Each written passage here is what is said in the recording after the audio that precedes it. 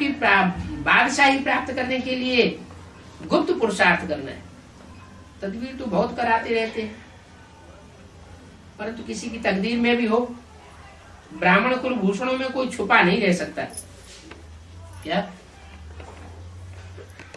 दौड़ते हैं ना, तो दौड़ते समय कोई बहुत अपने को होशियार समझते हैं, दूसरे को टंगड़ी मार देते हैं, तो बेचारा गिर पड़ता है। यहाँ भी पुरुषार्थ की दौड़ हो रही, तो क्या होता है, कोई न कोई दूसरों को टंगड़ी लगाते रहते हैं, गिराते रहते हैं, ऐसी बातें कहेंगे जिससे उसका पुरुषार्थ डाउन हो जाए, ऐसा उसके साथ व्यवहार का सलूक कर देंगे जिसके वजह से उसका वो बुद्धि से डाउन हो जाए। बाप कहते हैं यहाँ कोई भी कितनी भी कोशिश करे, लेकिन जो पुरुषार्थी बच्चा है, सच्चा बच्चा है, भोला बच्चा है, वो बाप की नजरों से छुप नहीं सकता।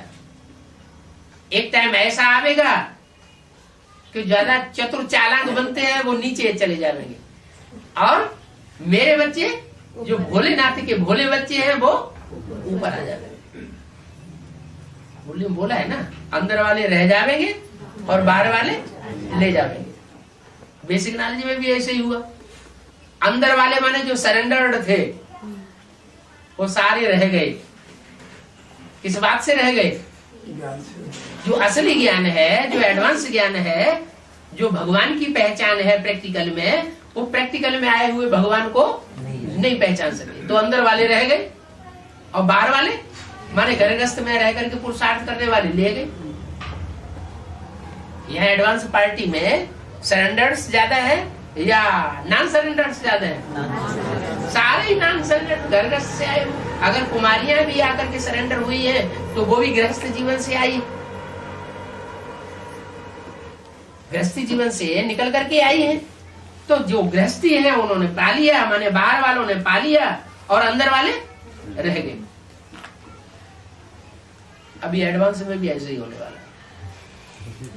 क्या अंदर वालों को अहंकार आ जाता है कि हम बहुत है, हम बहुत पवित्र हैं, और जो गृहस्थ में रह रहे हैं वो बहुत नीचे हैं, उनके हाथ का खाना भी नहीं खाएंगे, वो उनकी बातों पे, ज्ञान की बातों पे ध्यान नहीं देंगे ज्यादा। समझेंगे हम तो ज्ञान जल में रहते हैं, भंडार में रहते हैं। बाप कहते हैं ऐसा सबके साथ होने वाला नहीं है।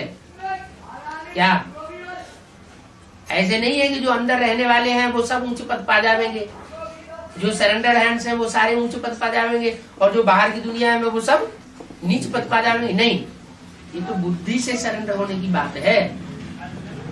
बुद्धि से जो बाप के नजदीक है वो नजदीक आवेगा, और बुद्धि से जो दूर है वो दूर जाएगा।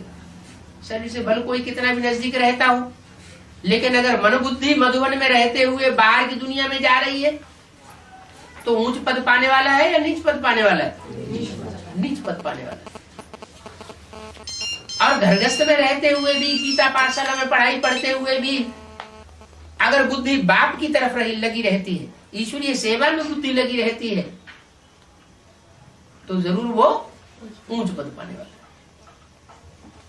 है। तो बोला अंदर और बाहर,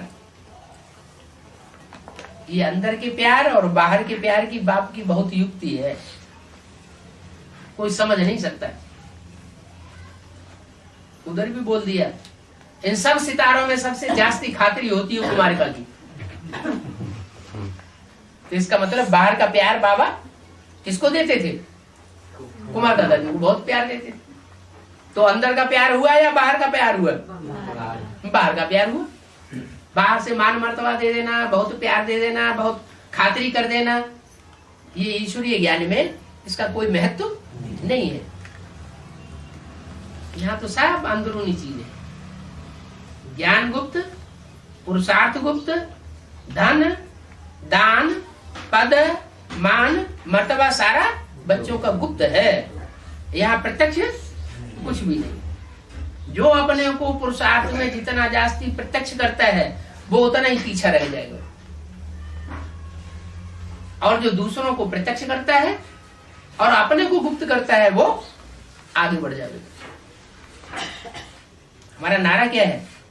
सन सोज फादर और फादर सोज सन्स। मैंने बच्चों का काम क्या है?